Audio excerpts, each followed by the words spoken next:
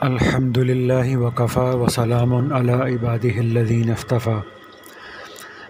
اس میں یہ گزارش ہے کہ دنیا کا دستور ہوتا ہے کہ درخت اپنے پھل سے پہچانا جاتا ہے، اسی طرح سے انسان اپنے اخلاق سے پہچانا جاتا ہے۔ جس درخت کا پھل اچھا ہوتا ہے، میٹھا ہوتا ہے، خوبصورت بھی ہو اور ذائقے میں مزے والا بھی ہو، تو لوگ اس درخت کی حفاظت بھی کرتے ہیں اور اسے وقت پر پانی بھی دیتے ہیں، اور نقصان پہنچانے والی چیزوں سے ایسے درخت کی حفاظت بھی کرتے ہیں۔ بالکل اسی طرح سے جس انسان کے اخلاق اچھے ہوتے ہیں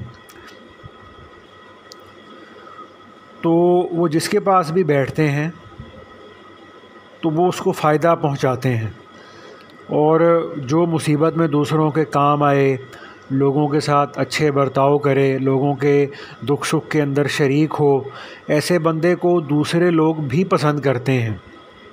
تو اسی لیے اللہ پاک نے قرآن پاک کے اندر ایک جگہ پہ یہ فرمایا، یعنی جس کا ترجمے کا مفہوم یہ بنتا ہے کہ جو لوگ انسانوں کو نفع پہنچاتے ہیں تو اللہ تعالیٰ اسے زمین میں جما دیتے ہیں۔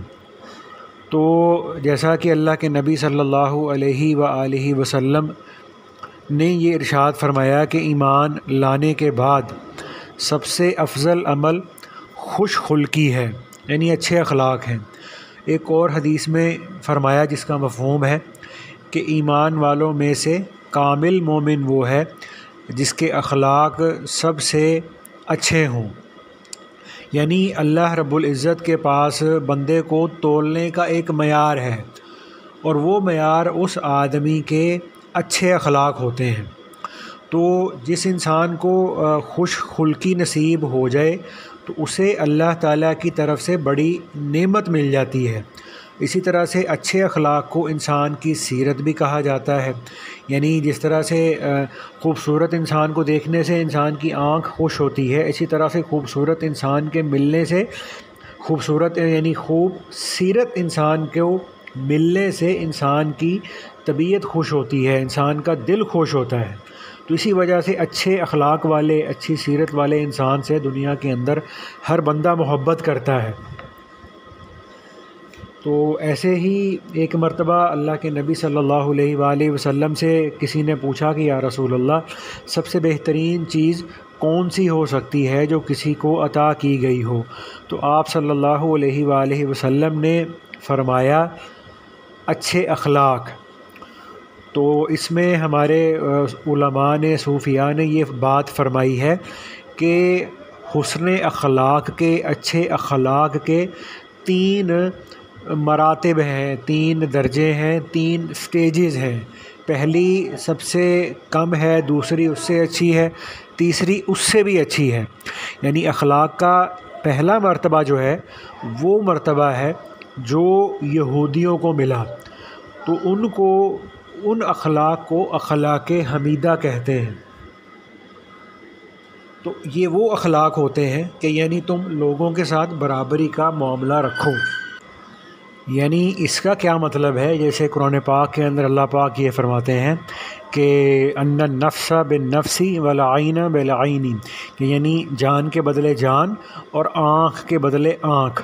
تو اس کا کیا مطلب ہے؟ مطلب یہ ہے کہ جتنا کوئی تمہیں تکلیف پہنچاتا ہے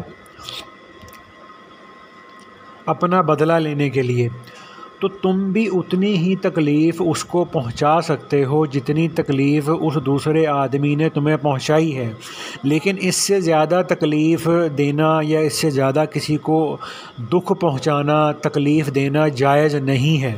یعنی اتنی تکلیف انسان دے سکتا ہے جتنی تکلیف اس انسان نے آپ کو پہنچائی ہے۔ تو اس اخلاق کے درجے کو کہتے ہیں اخلاق حمیدہ، اور یہ درجہ ملا تھا یہودیوں کو۔ تو اخلاق کا دوسرا مرتبہ ہے وہ اللہ پاک کی طرف سے کہہ لیں کہ ملا ہے عیسائیوں کو۔ تو جو عیسائیوں کو اخلاق کا درجہ ملا وہ یہودیوں کے اخلاق سے اونچے درجے کا ہے، اور جو عیسائیوں کو اخلاق کا درجہ ملا، اخلاق کے اس درجے کو کہا جاتا ہے اخلاق کریمانہ۔ یعنی اس کا مطلب یہ ہے کہ اگر کوئی تمہیں تکلیف پہنچائے تو تم اس کو معاف کر دو۔ تو اسی لیے یعنی یہ عیسائیوں کے اندر یہ بات، ان کے جو واعظ وغیرہ ہوتے ہیں وہ یہ کہا کرتے ہیں کہ اگر تمہارے ایک رخسار پر کوئی تھپڑ لگائے تو تم اپنا دوسرا رخسار بھی اس کے سامنے پیش کر دو۔ تو وہ اس طرح سے کرنے کو اخلاق کا بڑا مرتبہ سمجھتے ہیں، ٹھیک ہے۔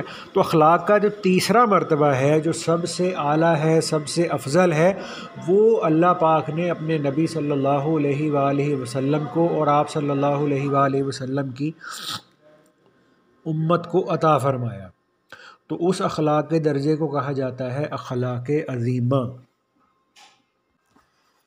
یعنی اخلاق کا وہ درجہ جس کے بارے میں اللہ تعالیٰ نے اپنے نبی صلی اللہ علیہ وآلہ وسلم کے بارے میں یہ فرمایا وَإِنَّكَ لَعَلَىٰ خُلُقٍ عظیم، کہ اے نبی صلی اللہ علیہ وآلہ وسلم آپ کو ہم نے اخلاق کے بلند مرتبے پر فائز فرمایا۔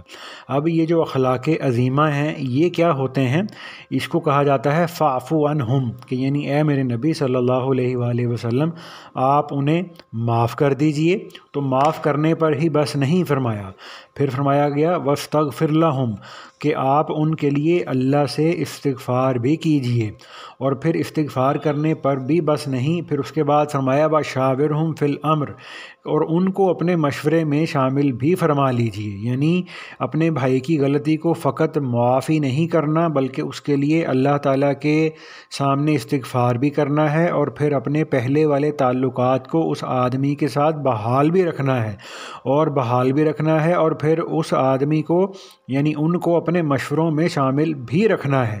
تو اسی لیے اللہ رب العزت نے ایمان والوں کی صفت قرآن پاک میں یہ ارشاد فرمائی ہے، کیا فرمایا ہے کہ وَالْكَاظِمِينَ الْغَيْظَ وَالْعَافِينَ عَنِ النَّاسِ وَاللَّهُ يُحِبُّ الْمُحْسِنِينَ، یعنی اس میں کیا ہے کہ وہ غصے کو پی جانے والے ہیں اور وہ انسانوں کو معاف کرنے والے ہیں۔ اور پھر فرمایا اللہ تعالیٰ ایسے نیکوکاروں سے محبت فرماتے ہیں، یعنی اللہ کے نبی صلی اللہ علیہ وآلہ وسلم کو جو اللہ پاک نے اخلاق عظیمہ عطا فرمائے، تو آپ صلی اللہ علیہ وآلہ وسلم کی امت میں ہونے کے ناطے اب ہمارے لیے بھی یہ ضروری ہے کہ ہم اپنے اندر اخلاق عظیمہ کو پیدا کریں، ہے نا بھائی۔ تو اس لیے اللہ کرے اللہ پاک ہمیں یہ جو ہے نا اخلاق کا جو سب سے بلند درجہ ہے اللہ پاک یہ ہمیں عطا کر دے۔